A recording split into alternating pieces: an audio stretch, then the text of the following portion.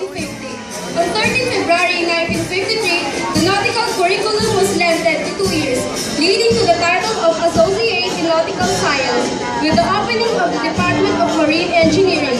On the same year, the Bureau of Private Schools approved the 2-year curriculum, leading to the title of Associate in Marine Engineering. The Department of Naval Science and Tactics was activated on 22 June 1953. From 1997 to 2001, the 244th NROTC unit was adjudged as the overall champion for 4 times in the annual General Tactical Event. In 2005, the 244th NROTC unit was adjudged as the NROTC unit of the year. From only 19 students in each founding year, it has grown to accommodate 25,000 students in each 3 campuses in Manila, Quezon City, and Tagbilaran City in Bohol. To mention some of its major accomplishments, PMI Colleges has been our recipient of the prestigious DNV certificate for its quality standard system and was included in the checklist of maritime institutions for complying with the requirements set by the International Maritime Organization, which includes the PMI training sheet. Today, PMI Colleges carries the burning torch of its commitment to quality education to produce globally competitive maritime professionals.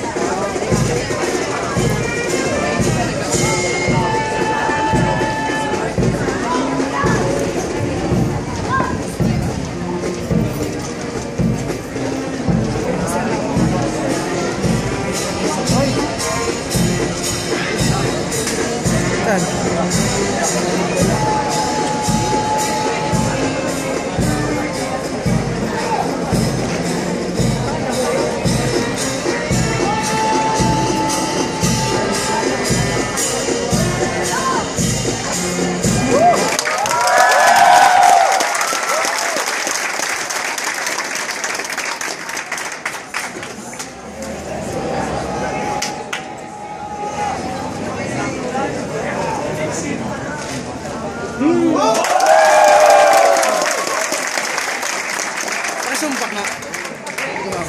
Sumbak saan? Sumbak. Ikaw naman lang yun. Yan. Yeah.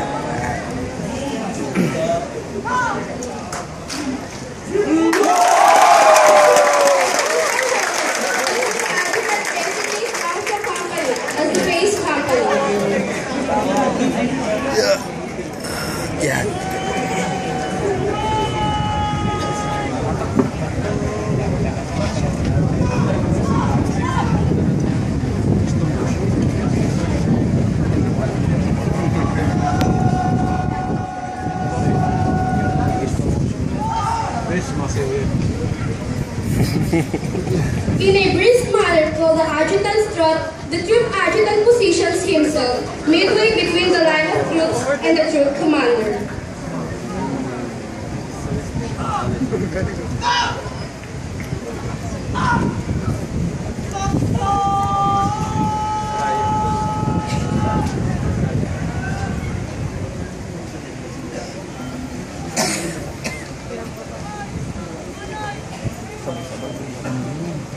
Sequence. Lalayo.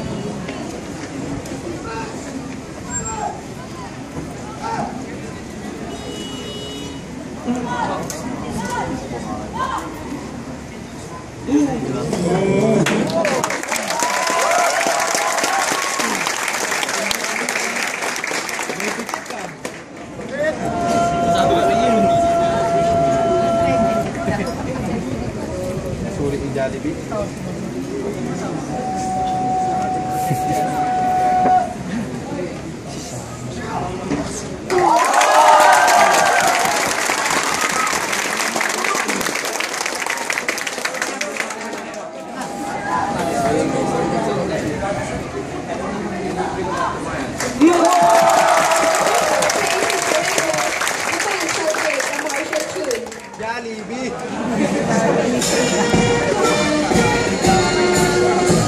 The mission of the 244th Naval Reserve Officer Training Corps unit is to train and develop college students in the rudiments of military service and produce capable AFP reservists.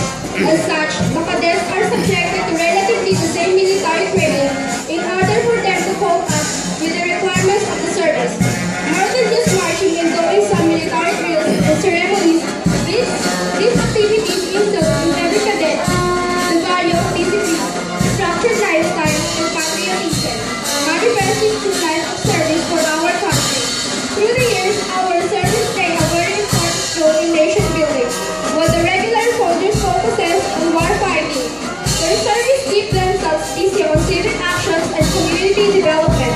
Beyond salaries and other benefits, the reservists are on voluntary basis and receive nothing but personal satisfaction of being a goer, not a mere spectator, a viewer, and not a critic. The 244th NROTC unit was established in 1953 with Lieutenant Alejandro Castillo as the first commandant. The unit handles the basic military training covered in Military Science 1 and 2. The some who have the guts and attitude to take the challenge. They are subjected to different advanced military training, such as seamanship training aboard naval ships, field training exercises, and jungle survival training, where they are given a taste of how a marine fighter can survive in unfavorable environment. After satisfying all the requirements and passing all the requisite examinations, both physical and medical, he may apply for call to active duty and join the regular force of the AFP. The unit is under the helm of Lieutenant Commander Noel A. Laorio. The Corps of Cadets is under leadership of Midshipman Captain First Class Pius John A. Señeres.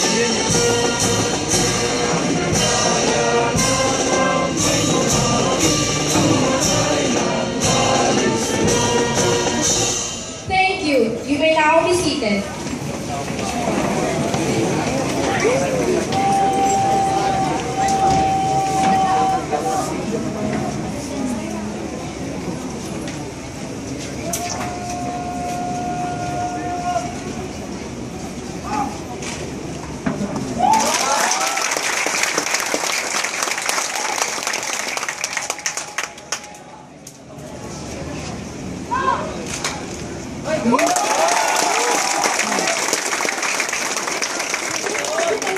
about salute and reports that the troops are formed.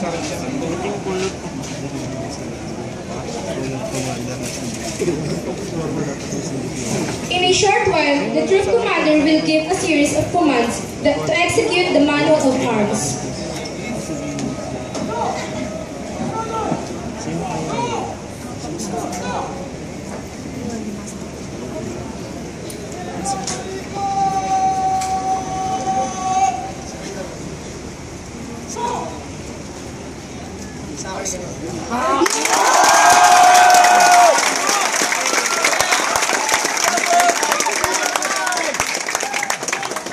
Kakain na tayo. Kakain na rin.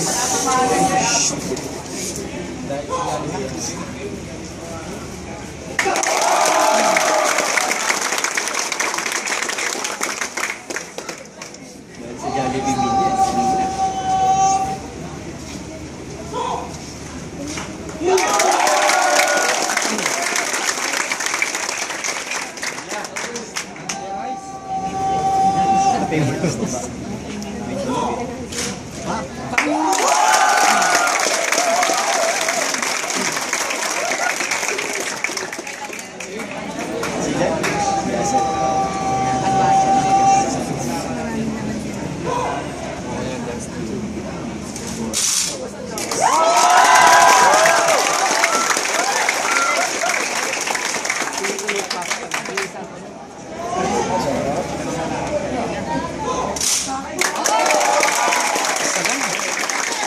Isa lang. Favorite? Smart yan.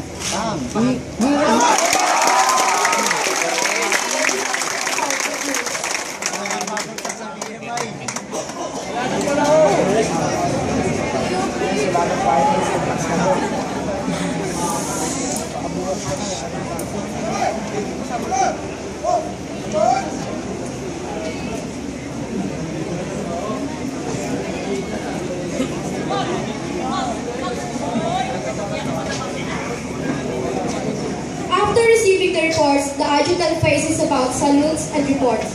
Sir, the troops, all in present and accounted for. The troop commander then orders the adjutant to publish the orders of the day.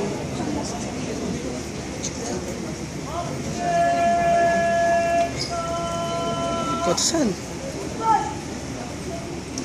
Ano ka naman?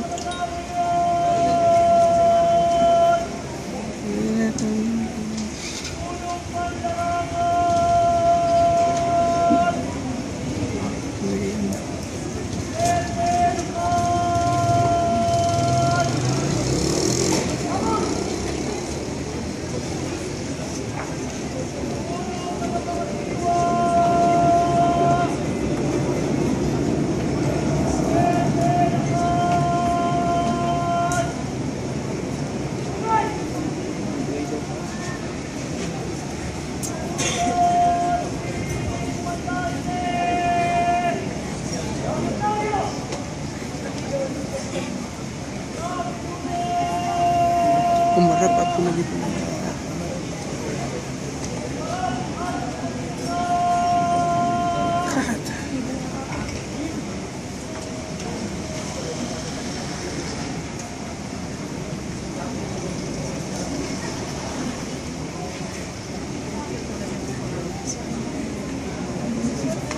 After publishing the orders, the adjutant marched back to his position at the troop staff, as the cadet officers of each battalion marched onward to receive instructions from their troop commander. Approaching the dry zone, ladies and gentlemen, the troop commander of all six gives instructions and directs them to proceed back to their respective posts.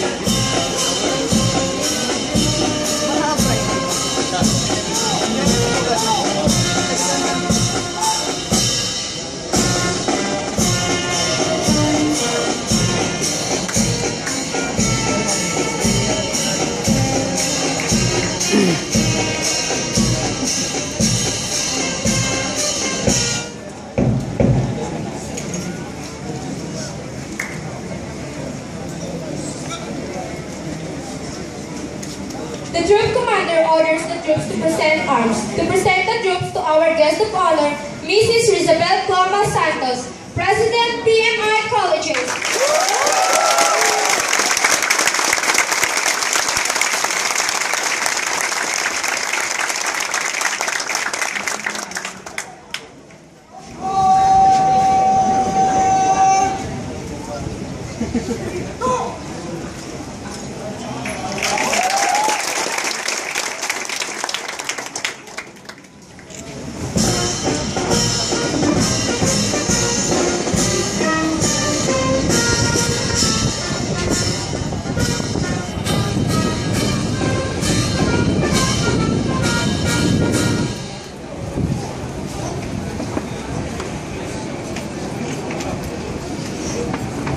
Thank you. You may now be seated.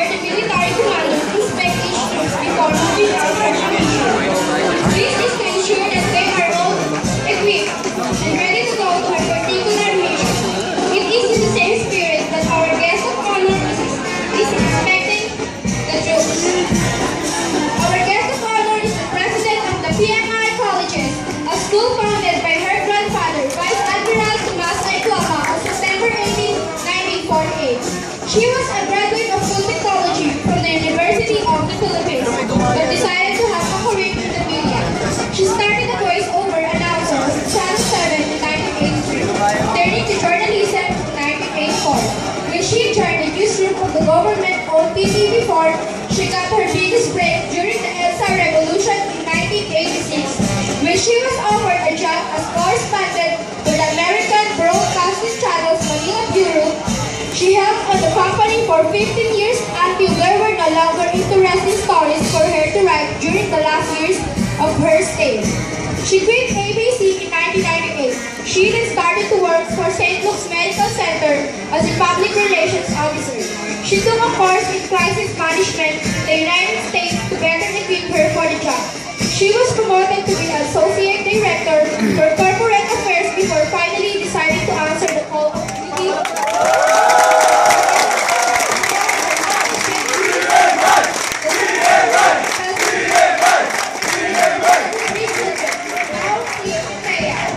Ladies and gentlemen, a round of applause for our guest of honor, Mrs. Rizabel Plama.